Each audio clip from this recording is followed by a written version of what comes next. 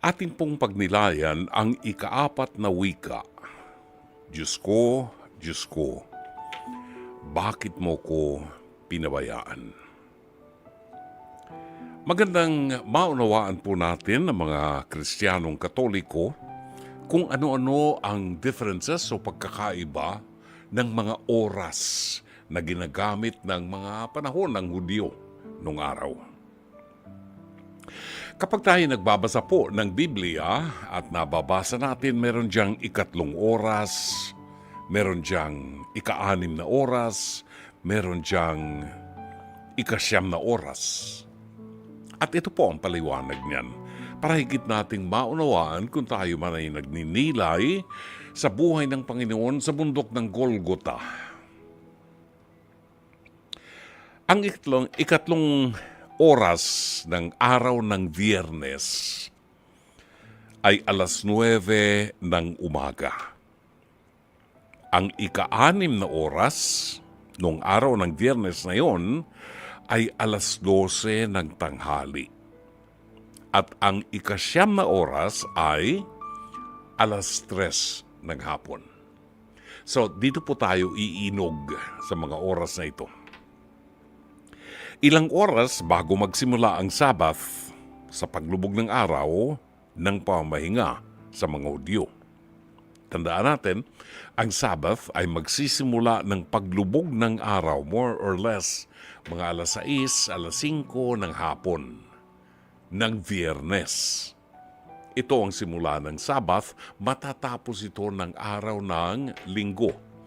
Sa ganun ding oras, tumataya ng 5:00, 6:00 ng hapon sa paglubog ng araw. Ang araw ng pamahinga para sa mga Hudyo ay napakahalaga sapagkat ang araw ng pamahinga ay araw ng mga pagninilay, pananalangin, pagdedebosyon kay Yahweh. Bawal ang gumagawa. Bawal ang nagpo-produce. Bawal ang nagtatrabaho. And until now, matatagpuan pa rin po natin ito sa Holy Land. Ang mga Hudyo, kapag araw ng Sabbath, ay makikita natin doon sa Western Wall or the Wailing Wall at doon sila nagdarasal. Ang dahilan kung bakit bawal gumawa ay sapagkat ayaw nilang sapawan o tumulad sila sa Diyos, kay Yahweh, na nagpo-produce, gumagawa.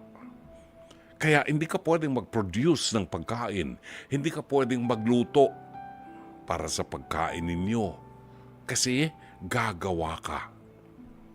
Hindi ka pwedeng maglaba, kasi gagawa ka. At hindi pinapayagan ng Hudyo na pumantay tayo sa Diyos. Yan ang Sabbath, ang araw ng pamahinga. Sangayon sa kasaysayan, nang mag-iikasyam na oras na, ay nanaghoy si Jesus. Ang wika niya, Eli, Eli, lama sabachthani. Ito'y nangangahulugan ng Diyos ko, bakit mo ako pinabayaan? Ang mga salitang ito ay matatagpuan sa dalawang ebanghelyo, sa aklat ni Marcos at ni Evangelista Mateo. Sangayon sa mga pag-aaral, ang orihinal na teksto ng mga salitang ito ay Arameiko, isang lumang lengguwahe na ginagamit ni Jesus at ng kanyang pamilya sa Nazareth lalo na. Sa ibang taong malapit sa krus na nakarinig ng mga katagang ito, pinaniniwalaan nila na si Jesus ay humihingi ng tulong kay Propeta Elias o Elia sa wikang Arameiko.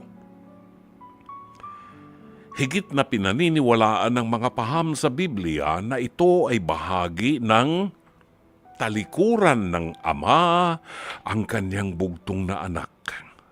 habang nakabayubay sa krus. Ito ang sandali nang kunin at pasanin ni Jesus ang kasalanan ng sanlibutan. Magmula sa kasalanan ni Adan at ni Eva hanggang kay Abraham at Moses, hanggang sa ating saling lahi.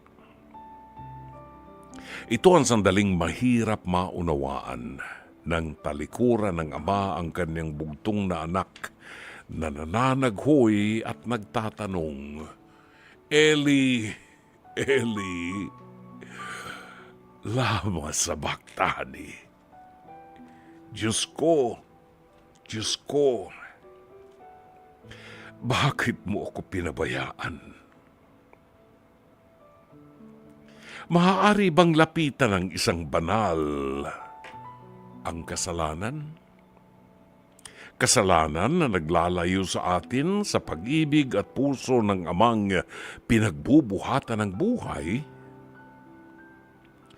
Paano tutulungan ng Ama ang kanyang anak na nagpasa ng kasalanan ng sanlibutan? Hindi maaaring lumapit ang banal sa kasalanan.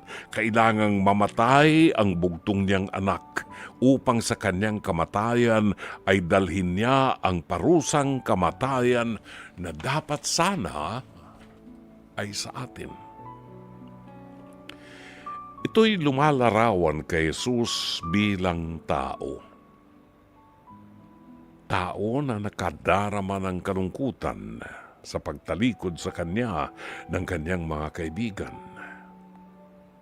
Tao na ipinako sa krus ng kanyang mga kaaway upang mamatay. Maaaring naramdaman din niya na siya'y ganap na pinabayaan ng kanyang Ama. This reminds me of a question in one of our trips to Holy Land.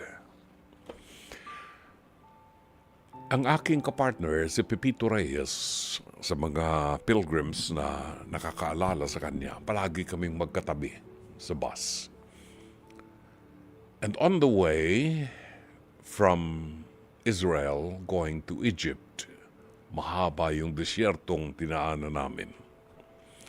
Kinalabit ako ni Pepito at ang sabi niya, paliwanag mo sa akin, Brother June. Bakit pinabayaan ng Diyos Ama na makitang naghihirap ang kanyang anak na nakapako sa krus? Anong klaseng ama ang Diyos para matiis niya ang kanyang sariling anak na naghihirap sa krus, na uubos ang dugo at sugatan ng kanyang buong katawan? Kaya niyang pawalan, kaya niyang iligtas ang kanyang anak.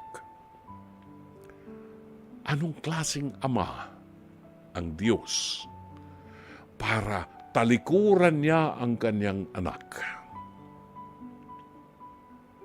At ito ang dahilan para mapagnilayan ko rin. Ang sabi ko sa kanya, Pepito,